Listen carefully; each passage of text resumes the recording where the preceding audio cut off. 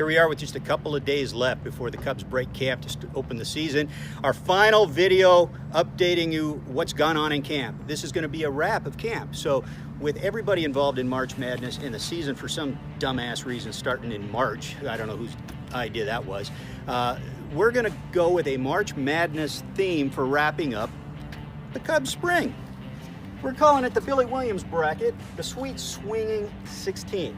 So we got storylines from camp and what's the most significant ones and how they advance into the most significant going into the season and what's going to make a difference. So let's start over here. Theo, can you get a close-up on this, please?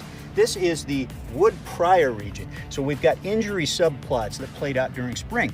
So if you look at it, we've got two shoulders here. We got the Chris Bryant shoulder and Daniel Descalzo's shoulder. Bryant's shoulder really hampered last season, the entire lineup. Descalzo hasn't been able to play much this spring with his shoulder, but I think we can all agree that Chris Bryant advances on this line. We go down here to Pedro Strope's hamstring and Brandon Morrow's elbow. Pedro Strope's going to get in a game probably in the next couple of days. His hamstring's looking good for an on-time start. Brandon Morrow's going to be out till May, and we don't know what happens after that. So right there, Pedro Strope advances on that line. Now, if we look at Strope's hammy and Chris Bryant's shoulder, I think we should all agree Chris Bryant advances into the Final Four. Now let's go up here. This is our try not to suck region. This is our intangibles in camp. We've got, as you so clearly pointed out,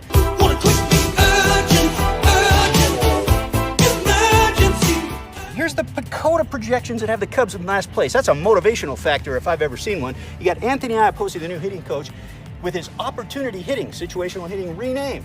And we've got the transformation of Yu Darvish and his new look pee on my hand smile.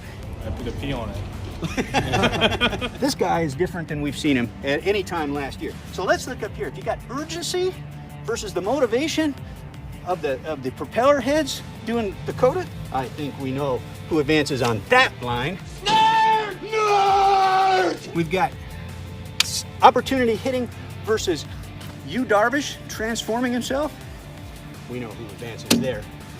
And if we're going to go with motivation and Darvish, I think if Darvish keeps that smile, he advances to our Final Four.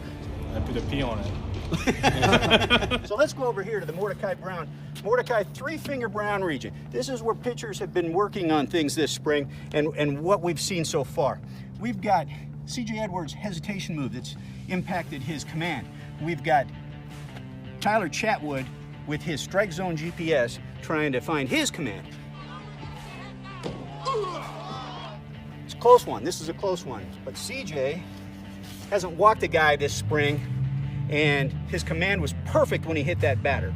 And this guy right here can make a difference this year. He advances on that line. We've got Kyle Hendricks' curveball versus Jose Quintana's changeup, and we know what Kyle Hendricks can do with or without that curveball. That changeup figures to be a difference maker. Jose Quintana advances. Now, if we look at the control of C.J. Edwards, who has closer stuff if he's throwing strikes, and Jose Quintana, who was an all-star with the White Sox before he came over to the trade, that's a really close one. But I like C.J. Edwards' chances to impact this season if he's on. And we look right here, C.J. and his command, and that hesitation move, Chris Bryant and his shoulder, what's going to make the big difference? Right there, Chris Bryant.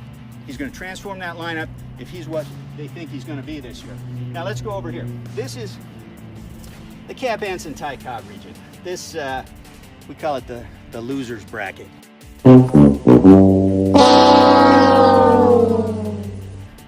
This is all the stuff off the field that everybody had to deal with when camp opened. We got the Joe Ricketts emails, we got what the PR spin they tried to put on the Addison Russell situation. We got the fact they didn't spend much of anything in the offseason and cried poverty, and we've got this controversial Sinclair television deal coming up.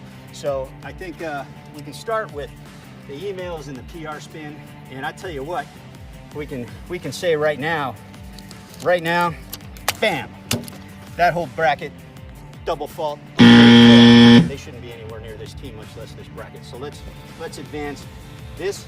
The no spending wins over Sinclair, and that advances straight to the Final Four. So there you go. You've got Yu Darvish's transformation in his smile, against a winter of no spending and how that's going to impact the team. Well, I'm here to say I think we're still talking about Yu Darvish has a chance to really impact this ball club. Now, Yu Darvish transformed, Chris Bryant's shoulder transformed, you're talking the rotation, you're talking the lineup. We're not going to know that until October.